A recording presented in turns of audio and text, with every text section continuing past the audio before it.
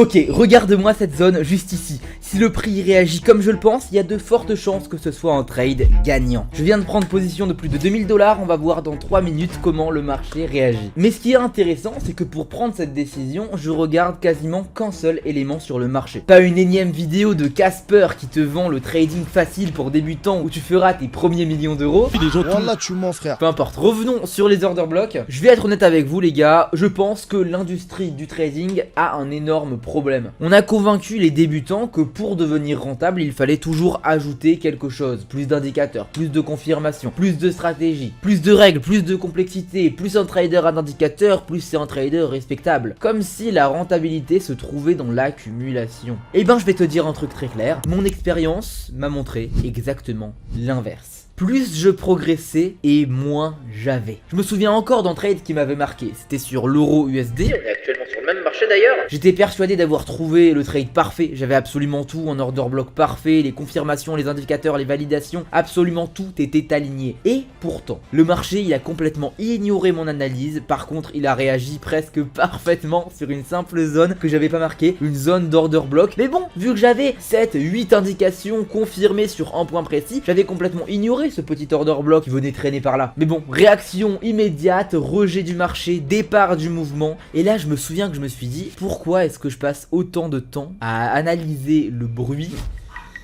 Voilà, merci.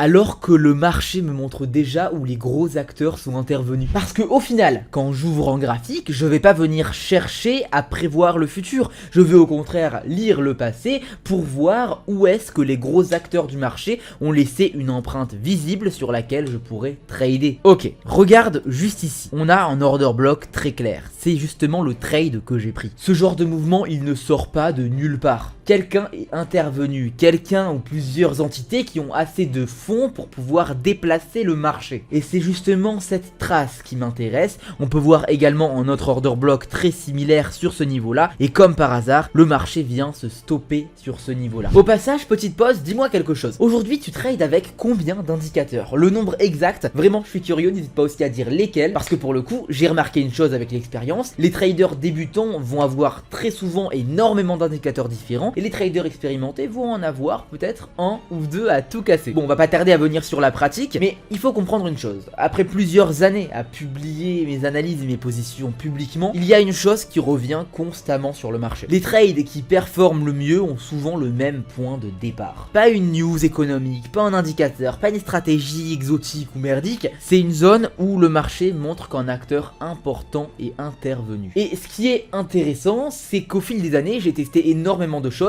Certaines ont disparu, certaines se sont prolongées un peu plus longtemps, certaines étaient du bullshit complet. Par contre, les order blocks, eux, ils sont restés en tout temps. Et quand quelque chose survit à plusieurs années de trading, je commence à y accorder beaucoup d'attention. Bon, allez, on va chercher un autre exemple sur le marché. Regarde-moi ce pic de volatilité. Je suis de retour sur Euro USD. On a une bougie qui bouge énormément. À ton avis, pourquoi? Parce que l'order block est en train d'être cassé. On va voir s'il sera cassé ou pas. En fonction de la cassure, on va pouvoir prendre un trade sur le marché. Ok, pour le coup, ce n'est pas vraiment cassé. On va venir voir en 15 secondes comment le marché va réagir. Est-ce que ça va casser ou pas? C'est vraiment le niveau qu'on est en train de chercher sur le marché. Soit ça casse à la baisse, soit ça casse à la hausse. On va voir ce qui va se passer. Bon, le marché semble pas décidé, donc on va juste changer de marché. Il ne faut pas prendre d'opportunité par dépit. Il faut prendre un trade uniquement s'il y a une vraie opportunité. Ok, juste ici, on a un order block intéressant, ce qui va probablement projeter le marché en retournement. C'est d'ailleurs exactement ce qui est en train de se passer. J'ai pas pu prendre le trade, c'est vraiment dommage. Donc on va directement changer de marché. Au passage, n'oublie pas de liker, de t'abonner et surtout de partager la vidéo. Ça me ferait super plaisir, ça te prend 2 secondes et moi ça me soutient vraiment sur mon travail. Merci d'avance.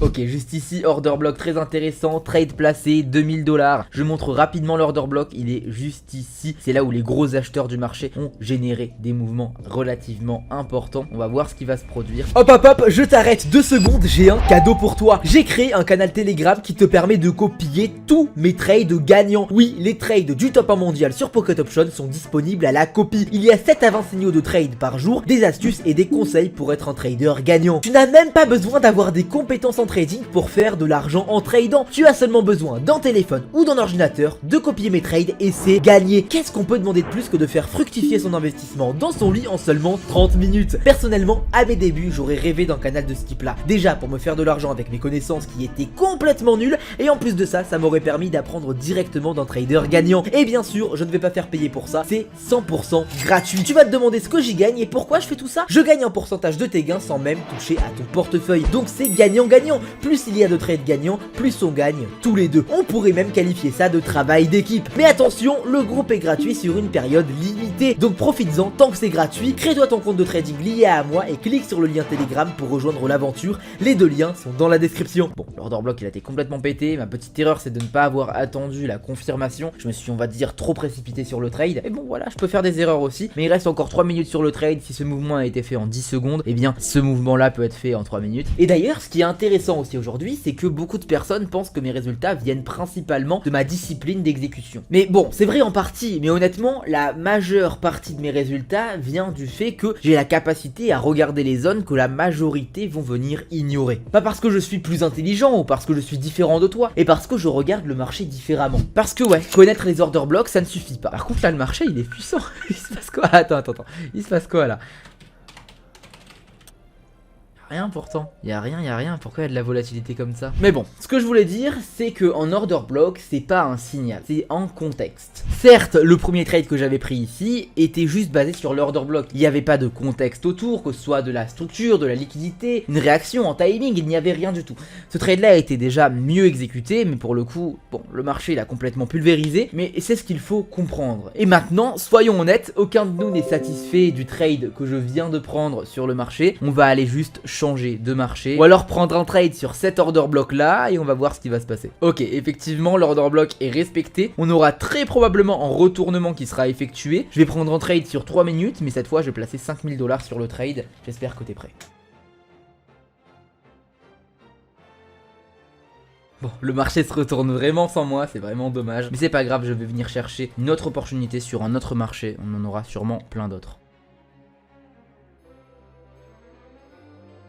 Ok parfait, le marché a atteint mon point d'entrée, j'ai pris mon trade de 5000 $ et d'ailleurs en passage je vais reload la page, je sais qu'il y aura toujours des gens qui vont venir vouloir que je reload les pages pour montrer que je suis bien en réel, etc. Maintenant, pendant que le trade de 5000 $ se déroule, je vais répondre à une question qu'on me pose souvent. Si je devais aujourd'hui repartir de zéro, je vais te dire ce que je ferais. Je passerai pas mon temps à essayer de renouveler ma stratégie en permanence, je passerai mon temps à comprendre où les gros acteurs et les baleines interviennent. La phrase de mes élèves débutants dans mes messages privés que j'entends le plus souvent, c'est: quand est-ce que tu sors une nouvelle stratégie? Pourquoi faire? Les traders aujourd'hui, quand ils démarrent, ils sont accros à la dopamine de la stratégie. Ils veulent une nouvelle stratégie toutes les semaines. Mais ce que vous ne comprenez pas, c'est qu'une bonne stratégie est irremplaçable. Si tu as une bonne stratégie, tu ne la changes pas. Pourquoi changer une équipe qui gagne? C'est simple. Mais la réalité, c'est que les modes changent, les indicateurs changent, les méthodes changent. Ça, c'est sûr et certain, et c'est ce qui pousse aujourd'hui les débutants à vouloir des nouvelles stratégies tous les X temps. Par contre, comprendre où rentre l'argent intelligemment sur les marchés, ça ne changera jamais. La connaissance ne changera jamais sur les marchés, seule l'utilisation des indicateurs change.